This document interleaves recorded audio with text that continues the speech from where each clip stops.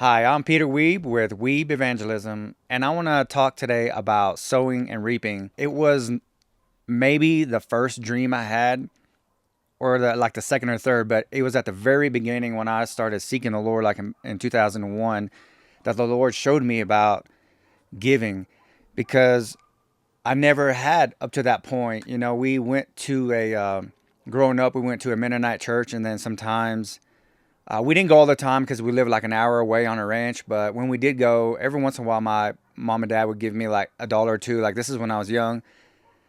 And then I would give it, in Sunday school. But as far as out of my own self, having that revelation and giving out of my heart, I never did until I had this dream from the Lord.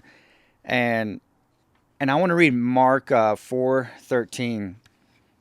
It says, wherein Jesus said, and he said to them, "Do you?" Well, it's talking about the parable of the sower and soils. In verse 13, he says, "Do you not understand this parable? How will you understand all the parables?" And that chapter talks about, or the beginning talks about, sowing and reaping. And like it says in James 4:8, when you draw near to me, the Lord says, I will draw near to you. And so that's what I did in 2001. Like, even though I was a believer, you can be a believer and actually never really draw near to God as in seek Him. There's seeking God as well. And like I said, I can't remember the second, first, maybe it was the first dream. Second, it was at the very beginning. But I started giving, and my first time I ever gave out of my heart on my own, whether, a tithe, offering, whatever, it was $1,000. And I did that based on a dream that the Lord gave me. And I want to share that with you. So, like I said, I had only given like a dollar or two as a kid. And then I had a dream that I was back in Sunday school. And but I was, now I'm a grown up. And in Sunday school, they would always pass out a yellow envelope. And whoever wanted to, you could put money in there. And in the dream, people were putting in money in the envelope, and I was watching them. And there was angels standing behind the people in the Sunday school class. And whenever somebody would put some money in the envelope, the angels got really excited, and they were documenting it. And they were so excited. They were so excited. And whenever the envelope was given to me, I was going to reach for it, but then it fell on the ground. And then I woke up, and I was like, oh my God, I didn't get to sow, I didn't get to give. But when I woke up, there was such a desire in me to give. And so that first Sunday, at the church I was going to at that time, they had like a wooden box in the back. And so I went, I got $1,000 cash. And the thing is, like, I worked on a cotton farm, this is early 2001. And so our check was normally like only $300 a week, but there were so many expenses that were paid for. Like, we had a work truck, the fuel was paid for. We didn't have to pay no rent. The house was free. All the bills were paid. And that's just kind of how it was. That's how a lot of farmers did it back then. But then you got, some cash on the side, which was like $300 a week. So to give 1,000, that was 369. That's getting close to a month worth of wages that I gave at one time. And so, yeah, this was in 2001 in March, and it was at that time because, hey, I had a dream. So I never heard a message preached. I never heard a minister say, hey, talked about giving. It was from the Lord. The Lord gave me the dream, and I did it. I did it by faith. And there were so many things that I saw that the Lord showed me in the beginning, and I acted on it, and then it manifested.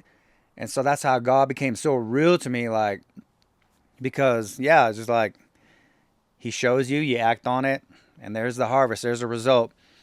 And so what happened was the previous year, like the cotton farm that we worked on, so I worked on the cotton fields in West Texas about 7 years or so after we moved off of the ranch as a bachelor. My brother and I were bachelors, and so we were both working for this certain cotton farmer. In the previous year, it was dry, no crop. It was just dry. And so now we're going on into the next year, and in March, and so a week after I sold that $1,000, like it says in Mark 4, everything is, if you don't understand the parable of the sower, everything revolves around giving and receiving. And let's remember that God so loved the world that he gave his only begotten son. He gave his son, his precious, he gave Jesus, and then here we are, and the church was born.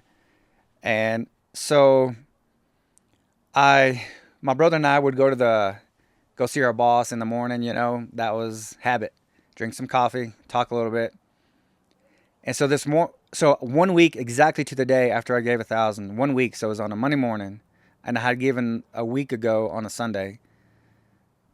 And our biggest bonus, mine, I think was like, the biggest bonus I ever got was like $900, I think, maybe $1,200. I'm trying to think where it was. But now all of a sudden in March, after a year of famine and drought, we were sitting there and the boss lady says, you know what? I'm going to give you $2,000 and my brother. I'm going to give you each $2,000 because the previous year, there was a famine. And so they got like a disaster relief check come in. And I was like, wow, I sold 1,000. Exactly a week later, I get 2,000. And then I often think about it. I was like, I know that was a result of my giving. I don't know about my brother. I know my brother was in the Lord as well. But I knew, and then I thought about it later. I was like, man, sometimes when the Lord wants to get to you, he has to bless others around you just to get to you. And I'm not saying that my brother didn't deserve it at all, but I knew it was a result of giving. And so, yeah. And so that started it. And then there's just throughout the years, I mean, I'm looking at a Ford Explorer sitting right here. Like, there's so many things I could say in between. But the latest one was the Ford Explorer. The Lord had prompted us, like, it's better to pay cash for something when you can. And so my youngest son, he turned 18 and he's looking for a job. And then he did. Like, he was working on getting a job, but we still didn't have a vehicle for him. And so about 2 weeks before my son got a job, we had to have another vehicle, and we didn't have the cash for another vehicle. But 2 weeks before that, out of nowhere, here comes $25,000. So it's like, if the Lord says, I want you to pay cash, then he will back you up and do that. And it was out of nowhere, not expected. It was like an early inheritance, Well, that's what it was. And so, yeah, so we bought this Ford Explorer. But there's just so many examples I could just, go. But this is one of the later ones here. And then on top of that, man, there's so many things I could mention, like health. I know we've talked about it before. Like, I've questioned the Lord, like, why do I just stay healthy all the time? Like, I'm going on 6 years. I haven't felt bad. I haven't thrown up, I'm not saying that there were times where I had a scratchy voice, a little bit of a stuffy nose, but like this last year, it's like, nothing, not even a slightest of a scratchy voice or runny nose. But as far as 6 years, that going on way past, or not way past, like 6.5 years now without, feeling bad, where your whole body feels bad and you throw up. And I've questioned the Lord on it. Like, why do I just stay healthy all the time? Because I notice it. But that's another part of reaping, where I've sown, and it's just not always sowing cash. It's sowing. I mean, the word talks about it in Proverbs, it brings health to your bones when you stay in the word. But anyhow, so yeah, so that started it, that revelation of giving and receiving, and or sowing and reaping.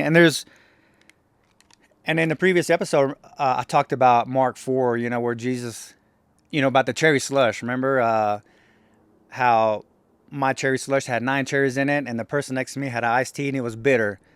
Because, right there, that was a result of receiving a harvest. I believe in the Lord. I'm doing what he says, and then here comes the increase. But yeah, and there's also different. So when I grew up in the fields of West Texas, like, the soil is everything. It's what you sow into, the ground. And so in West Texas, it's mostly flat, but you do have areas where it's low, and then water collects in these low areas, and that's where where we would have the best cotton. And it was always fun being in that particular part of the field. And there was multiple fields. Like, a field was here, a field was down there. The farmer that we worked for, they would have their own land, but they would also lease land. But man, I'm telling you, when you're in the bottom, where the soil was so good, the cotton was so tall, it was always so fun. And yeah, so there's different types of soil, and in life it is the same way. Like, people are soil as well.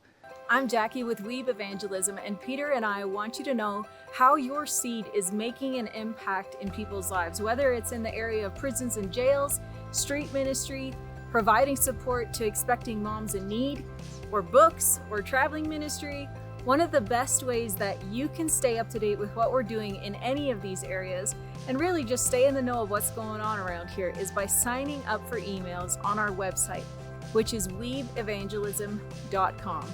We also want to give you the opportunity that if God is putting it in your heart to partner with us and help send us, maybe you can't go yourself and maybe you're not called to go, but you do want to send.